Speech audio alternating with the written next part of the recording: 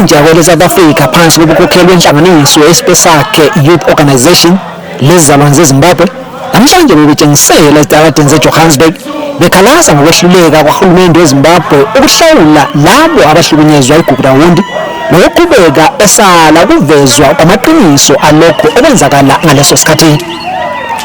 Abebetshengisela laba bathi kungani abajabhaza igugrawundi eminyakeni phezu kwamajumi 2 edluleyo belokhu bengakawutholi amalungelo abo. Isizwe simnyama iwosafa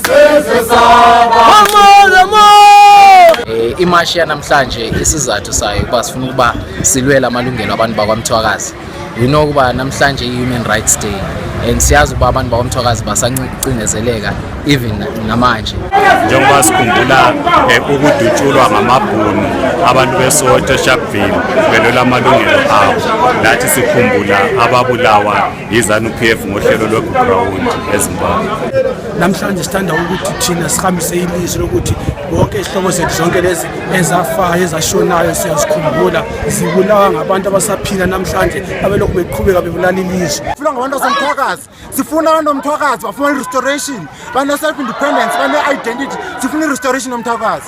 Thina singabantu basemathebelelendi sifuna ukuthi sizimele sibuyisele umngcele eJefferson Line lapho wawukhona njengoba nabo bakwazi ukuthi ke behlukane nabelo.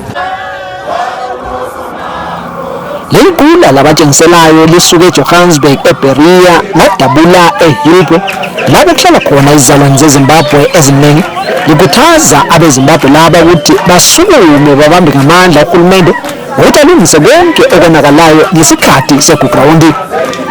Bafuna abahlukumezwayo bahlawulwe, abadala amacala babotshwe.